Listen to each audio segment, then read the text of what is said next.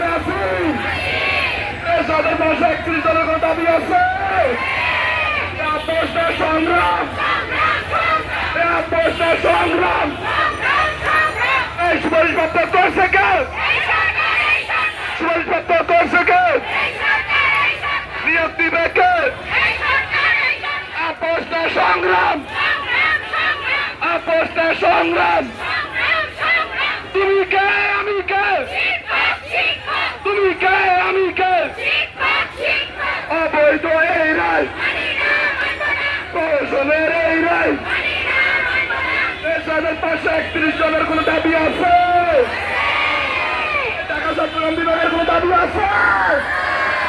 এরশাদের পাশে 31 জনের কোন দাবি আছে? সুপারিশপত্র করছে কে? নিয়োগ দিবে কে? মেডিকেল করাইছে কে? জেলা শিক্ষা অফিসে কাগজপত্র দিতেছে কে? নিয়োগ দিবে কে?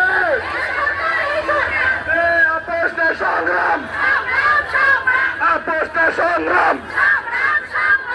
এই সুপারিশপত্র করছে কে? শিক্ষকের মর্যাদা দিছে কে? জেলা শিক্ষা অফিসে কাগজ দিছে কে? এই সুপারিশপত্র করছে কে? মেডিকেল করাইছে কে? আপোষের সংগ্রাম। এক নিয়োগে দুই নীতি, এক নিয়োগে দুই নীতি। প্রথম ধাপ চাকরি করে, দ্বিতীয় ধাপ চাকরি করে। প্রথম ধাপ চাকরি করে, দ্বিতীয় একসাথে প্রাথমিক সহকারী শিক্ষক পরীক্ষা হয়। প্রথম ধাপ, দ্বিতীয় ধাপ চাকরি করে। আমরা দ্বিতীয় ধাপে ছিলাম ঢাকা ও চট্টগ্রাম বিভাগ। আমাদেরকে 31শে নভেম্বর সুপারিশপ্রাপ্ত করা হয় আমাদের এই নতুন সরকার আসার পরে।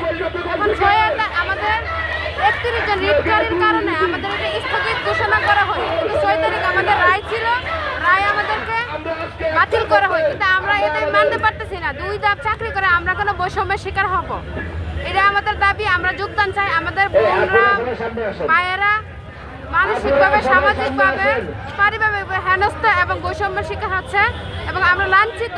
আমরা আমাদের দাবি যতক্ষণ পর্যন্ত আদায় করা না হচ্ছে ততক্ষণ পর্যন্ত আমরা রাজপথ ছাড়বো না, রাজপথেই থাকবো। প্রয়োজনে আমরা জীবন দিতেও রাজি। আমরা এই প্রস্তুতিটুকু নিয়ে আসছি। এটুকুই আমি আপনাদেরকে বলতে চাই, দেশের কাছে চাই। আমাদের এই রাষ্ট্র কেন আমাদেরকে সুপারিশ প্রাপ্ত করেছে? আমরা কি রাষ্ট্রের কাছে চেয়েছিলাম আমাদেরকে সুপারিশ প্রাপ্ত করতে? আমাদেরকে সুপারিশ প্রাপ্ত করে আমাদেরকে আবার কেন মান সম্মান নিয়ে প্রশ্ন? আমাদেরকে কেন লাঞ্ছিত হেনস্থা